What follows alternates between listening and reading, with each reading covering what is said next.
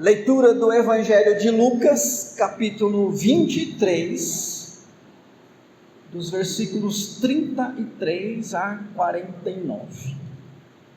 Durante aproximadamente 3 anos, a contar do seu batismo, Jesus exerceu o seu ministério messiânico, percorrendo todo o território de Israel,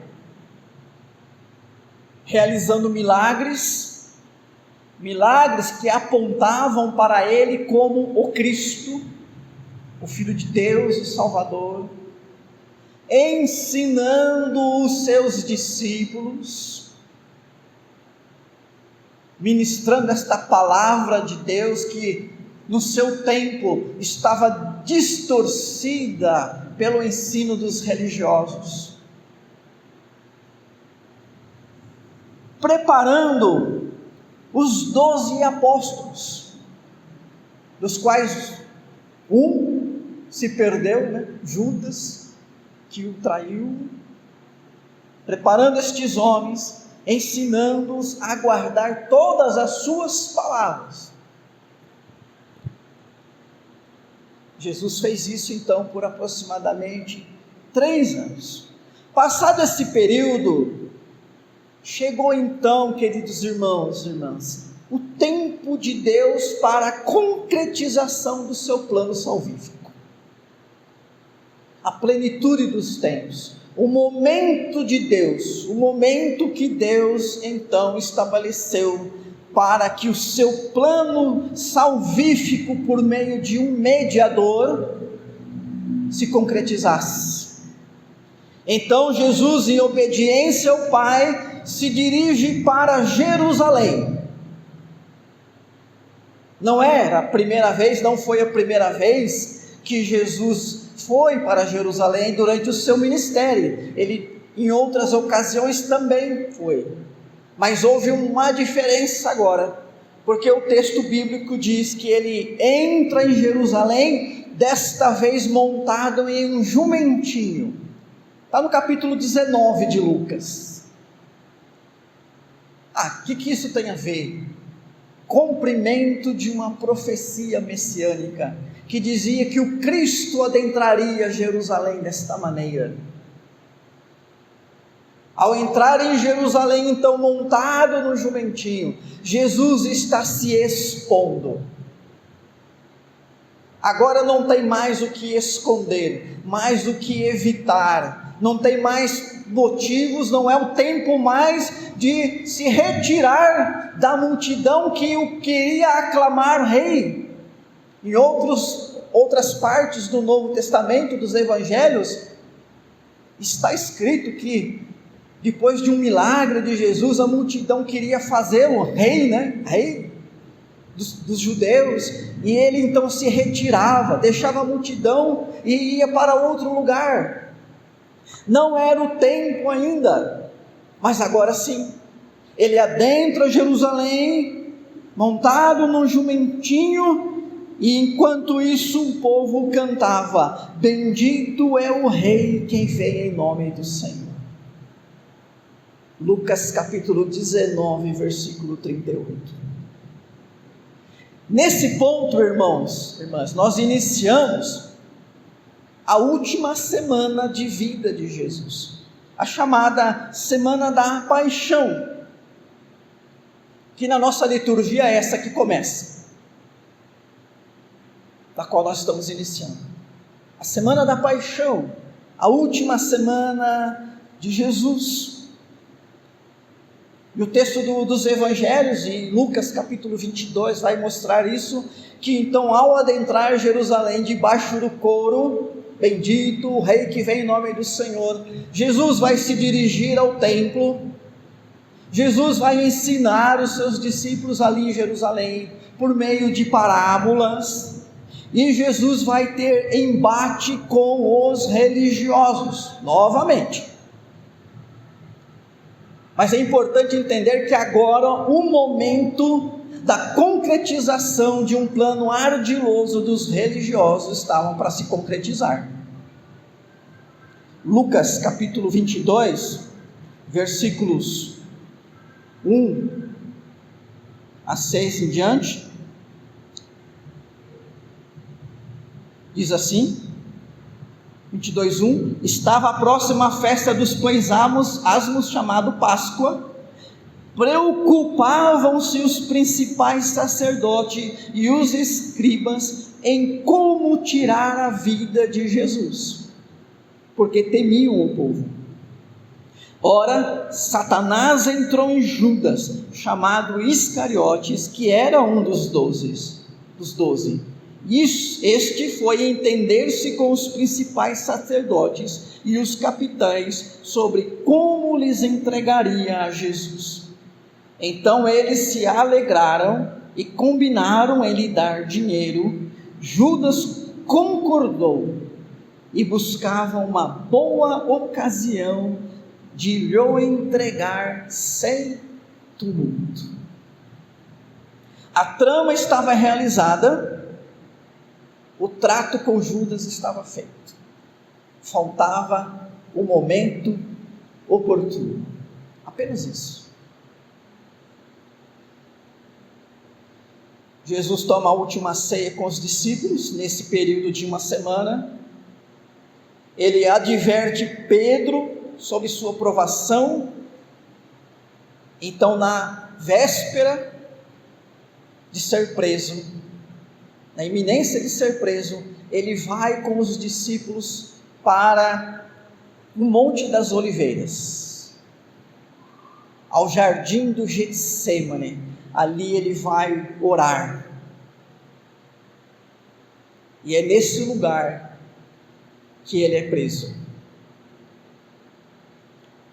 Judas vê ali o momento oportuno, Jesus sozinho, só com os discípulos, sem a multidão para protegê-lo. Esse é o momento.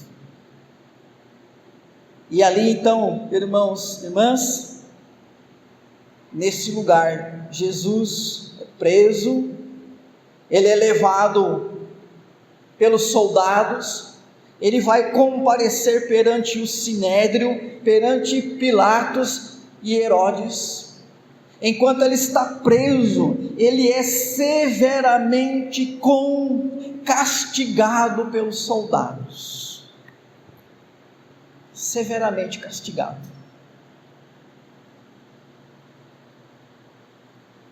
Ali já começa o seu momento de extremo sofrimento físico.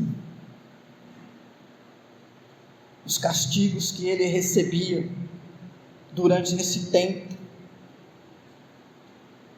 E depois então de passar pelo Sinédrio, comparecer diante de Pilatos, Herodes, voltar para Pilatos, Jesus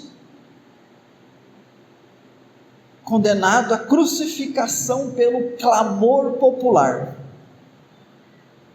Lucas capítulo 23, versículo 23. Então começaram, 23. Mas eles instavam com grandes gritos, pedindo que fosse crucificado, e o seu clamor prevaleceu.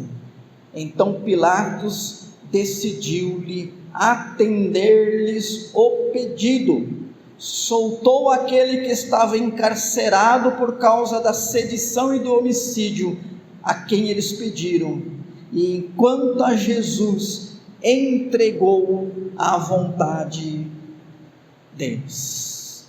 Pelo clamor popular, o povo que foi induzido,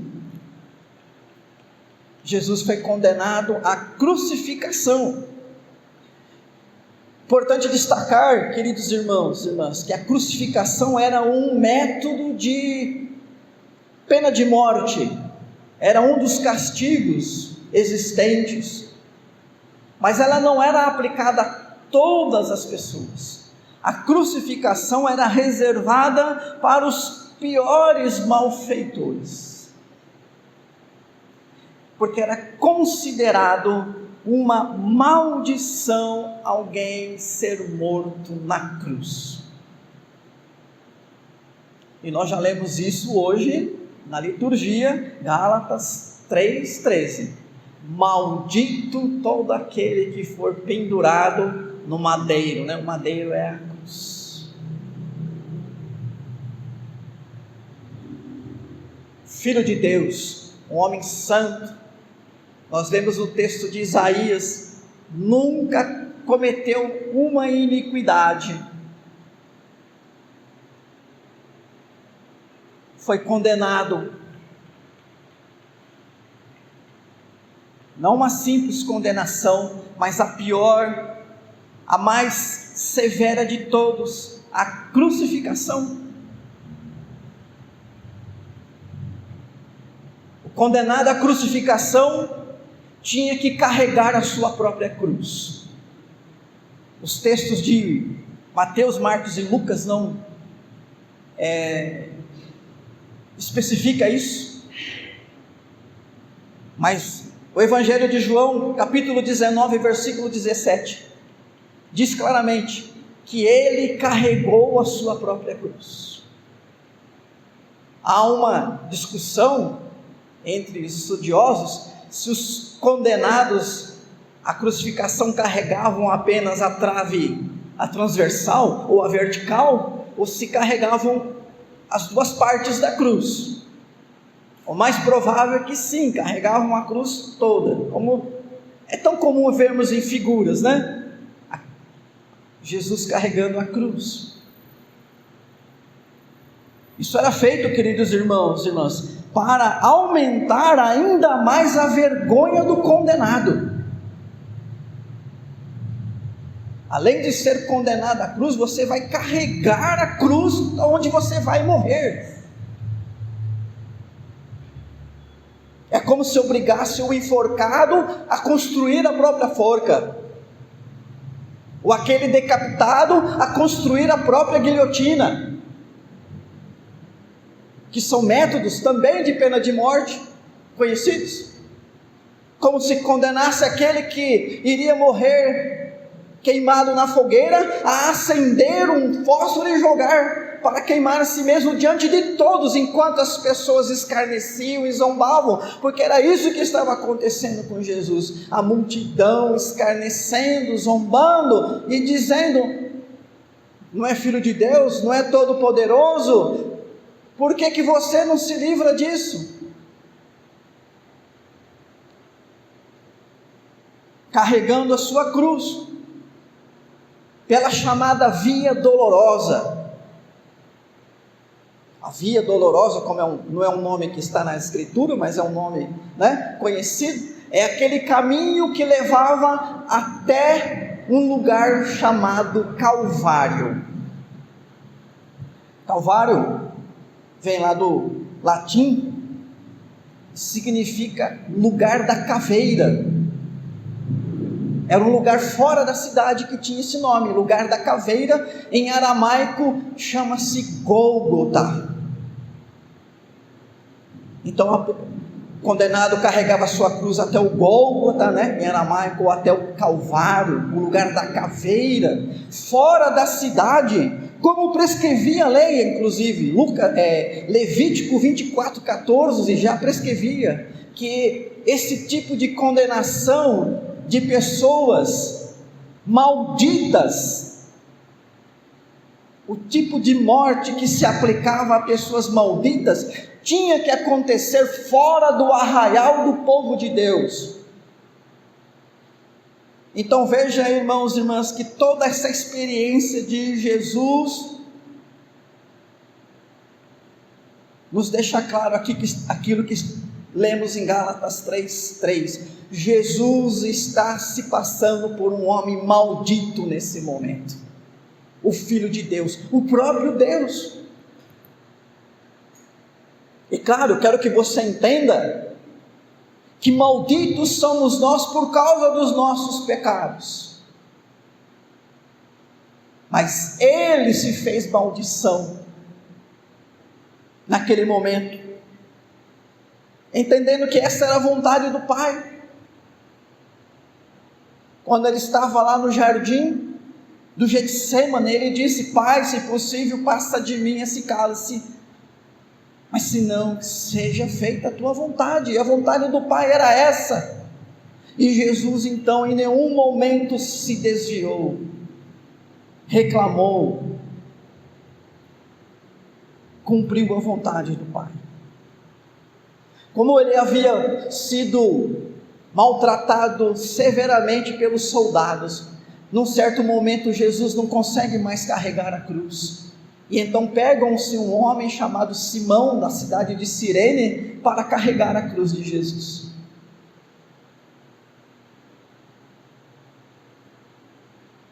E é levado até então esse lugar da caveira. O texto diz que outros dois, também considerados malfeitores, estavam passando e caminhando junto com Jesus. Então, irmãos e irmãs, chegamos à cena da crucificação. Nós nem chegamos à crucificação, agora chegamos à crucificação. Olha o que Jesus já passou até esse momento. O momento da crucificação, que é o texto que nós lemos. Jesus então é pregado na cruz. Os textos também dos evangelhos não explicitam isso,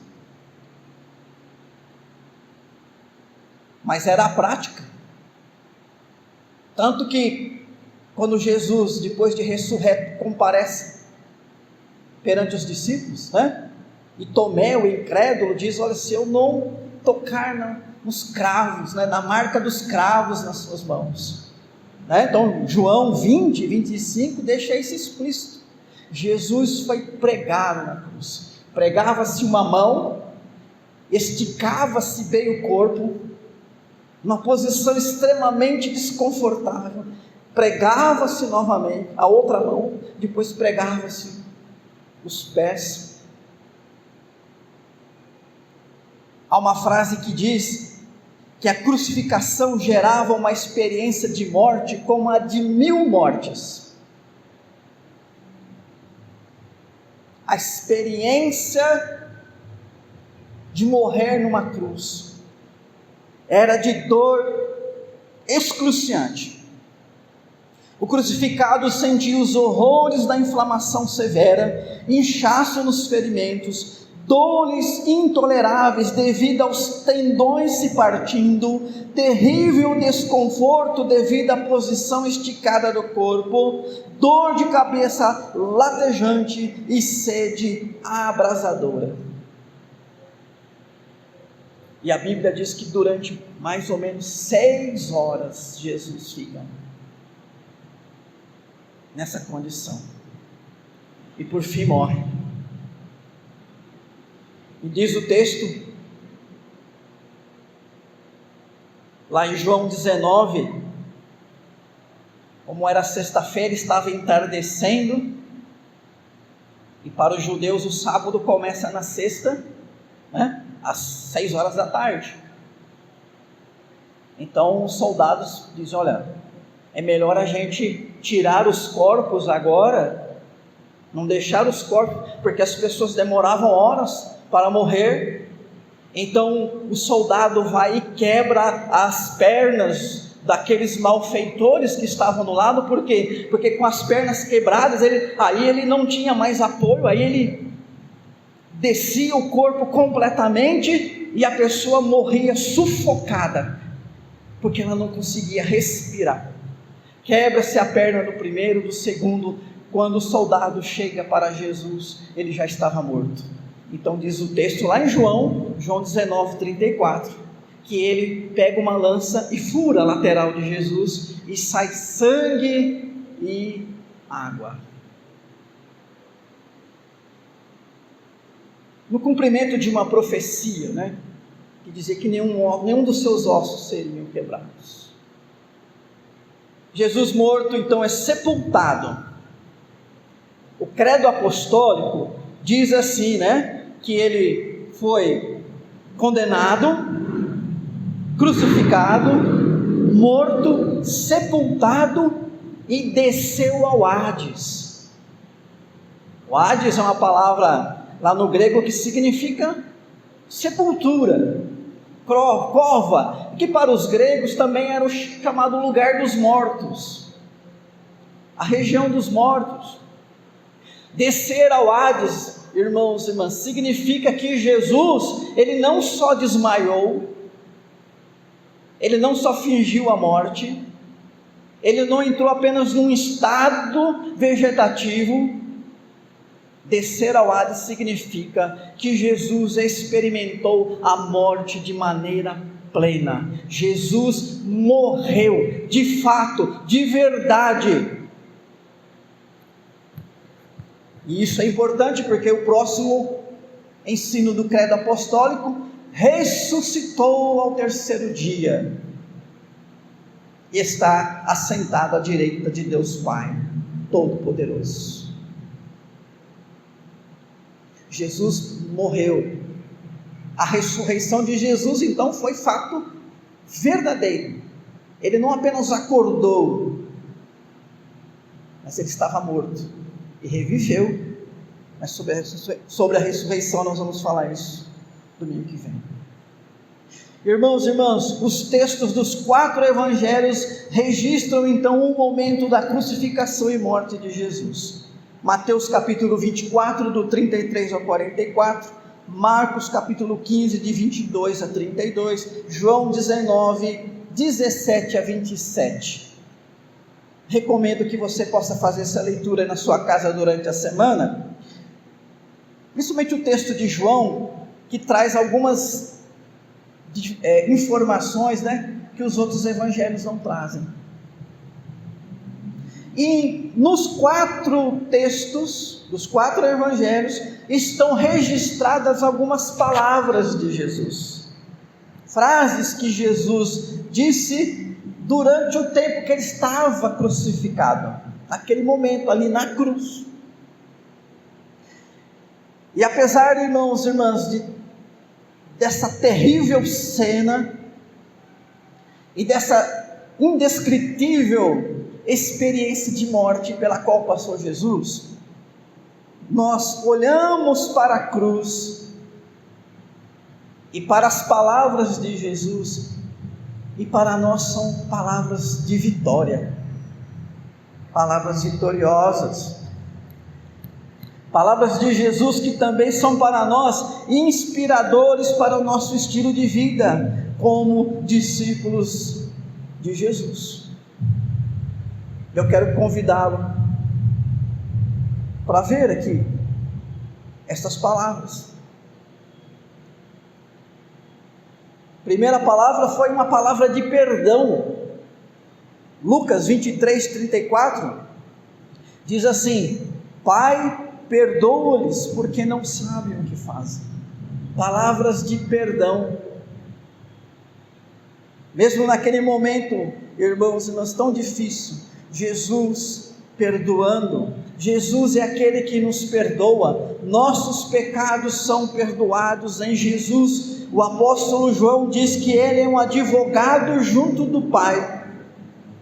Somos pecadores, mas Jesus nos concede perdão para os nossos pecados, não pelos nossos méritos, mas dos méritos de Jesus Cristo. Essa é uma grande bênção, irmãos, irmãs, para a nossa vida. Somos pecadores, nada que pudéssemos fazer poderia ser algo que aplacasse a ira de Deus contra nós, mas Jesus nos concede perdão. Olhe para a cruz, ali está o teu perdão, ali está o perdão da humanidade, a pessoa de Jesus Cristo.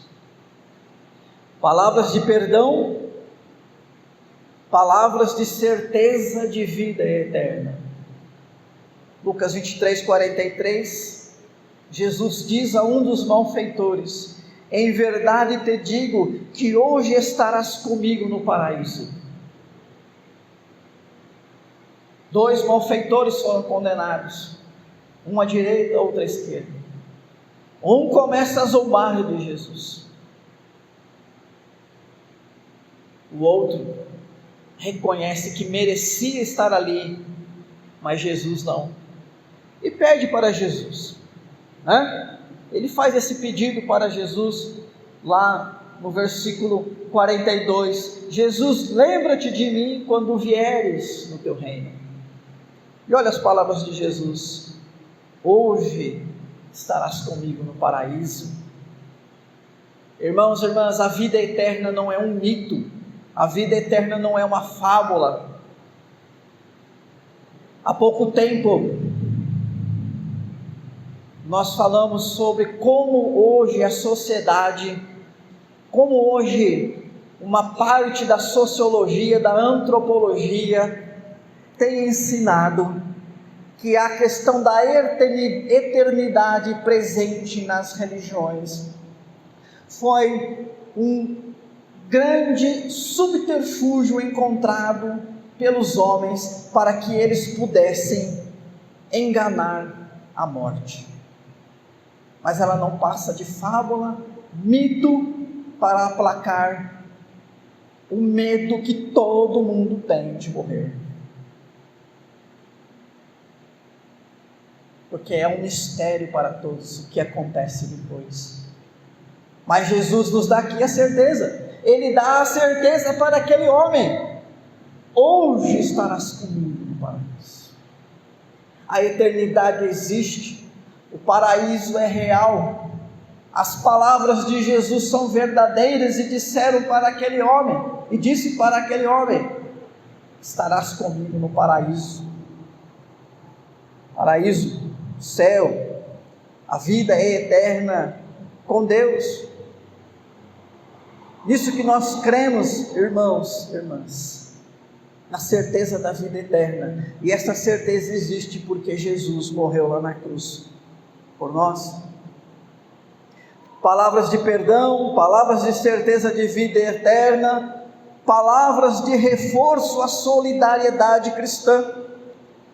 Os evangelhos sinóticos, né, Mateus, Marcos e Lucas não registram isso, mas lá em João 19, 26, 27, Jesus se dirige a Maria e a João e diz aí: mulher, eis aí teu filho, eis aí tua mãe. Está registrado só no Evangelho de João. Irmãos, irmãs, a eternidade com Deus está garantida, mas no presente tempo, a vida nessa carne continua. É preciso apoiar um ao outro até o dia final. E era isso que Jesus estava dizendo: eu deixo esse mundo, vocês vão continuar por um tempo. Nós sabemos que João, por exemplo, durou até, alguns dizem o ano 100, o ano 99, né? Mais 70 anos, aproximadamente. Mas morreu. Mas nesse tempo, queridos irmãos e irmãs, precisou de apoio, precisou apoiar. Nós cremos na vida eterna, nós temos a certeza que vamos para o paraíso, mas nós estamos aqui por enquanto. E o que a gente tem que fazer? Um cuidar do outro. É a função da igreja. É por isso que fazemos parte de uma família, para nos ajudar nesse momento.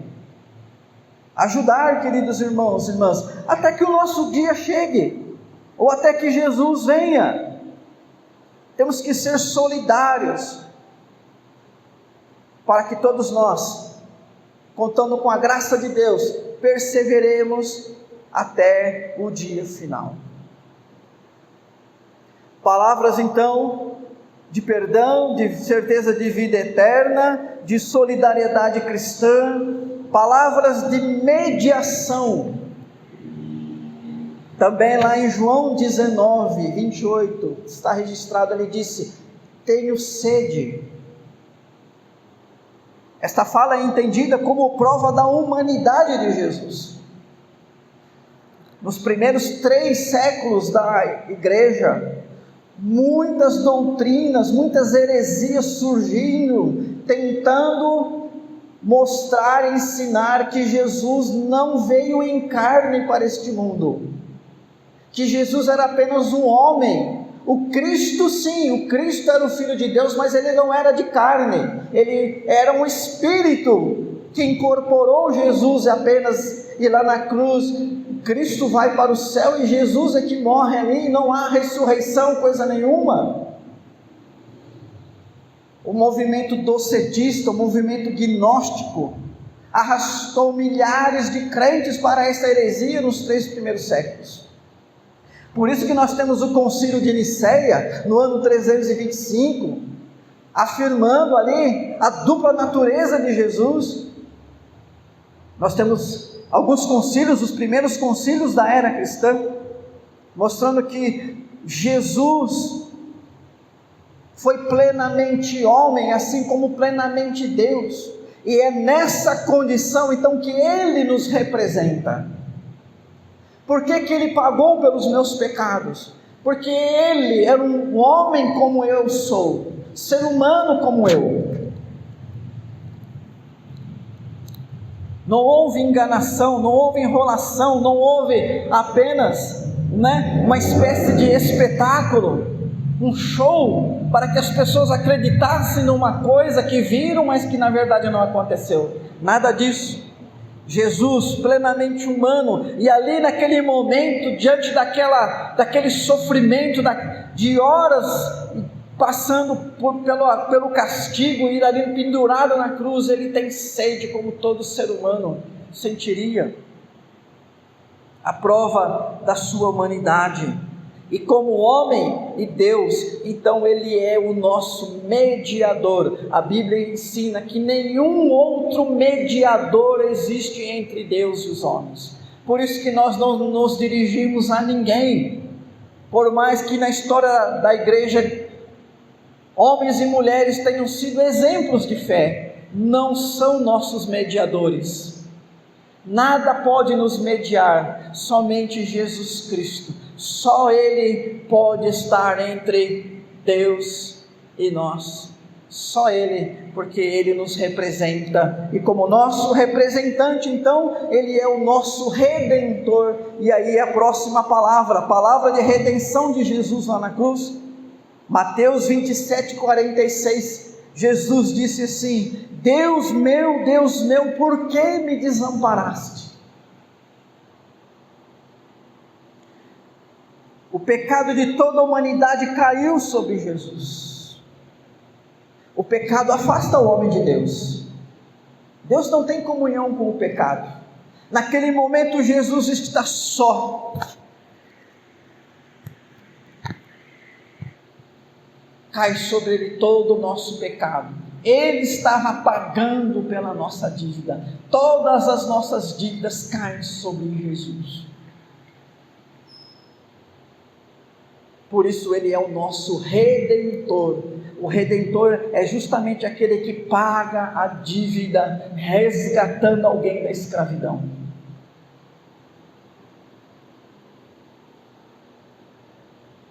Palavras de redenção, palavras de obediência. João 19:30 diz que Jesus disse assim: está consumado. Está consumado. Concluiu-se a minha missão está concluída. Eu vim para cumprir o plano salvífico do Pai, e esse plano está concluído. Eu nasci para morrer como Salvador, vivi assim e cumpri a vontade do Pai. Portanto, o plano de Deus está consumado. E uma vez que o plano de Deus se consumou, Jesus então manifesta a sua última palavra, palavra de esperança: Pai, nas tuas mãos entrego o meu espírito. Lucas 23:46. É o momento da sua morte. Mas na morte de Jesus, ele está dizendo: Pai, é nas tuas mãos que eu entrego o meu espírito. Não é uma palavra de lamentação, de derrota, não, pelo contrário, uma palavra de vitória sobre a morte. O apóstolo Paulo, lá em Efésios capítulo 1, diz que pelo poder de Deus, Jesus ressuscitou dentre os mortos. Jesus entrega a sua vida para o Pai, aguardando então o momento da sua ressurreição. E essa é a nossa esperança.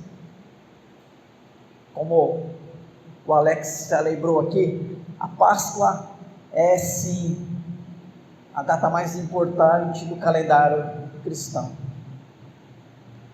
porque nela nós celebramos a nossa vitória, a nossa ressurreição, a nossa vida eterna com Deus, a nossa vitória sobre o pecado, e o pecado vencido, a morte vencida também. Irmãos e irmãs, esta foi a experiência de Jesus,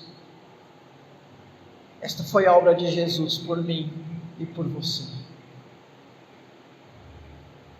Experiência que deveria ser nossa, porque os pecados são nossos. Mas sabe que se eu morresse pelos meus pecados, ainda assim eu estaria condenado, porque o escravo não pode pagar a sua própria libertação, ele precisa ser redimido,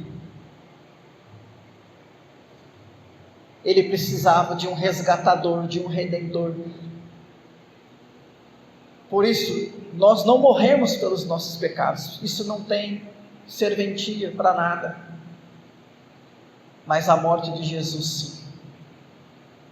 Pela morte dele nós fomos sarados, fomos curados, é o que nós já lemos hoje, lá no texto de Isaías 23, 53, e eu quero então ler novamente com os irmãos esse texto, que isso fique gravado na sua mente, e que essa semana seja uma semana em que você diariamente agradeça a Jesus pela sua morte, se preparando para celebrar a sua ressurreição aqui no próximo domingo.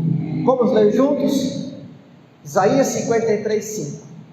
Mas ele foi traspassado por causa das nossas transgressões e esmagado por causa das nossas iniquidades. O castigo que nos traz a paz estava sobre ele, e pelas suas feridas fomos sarados.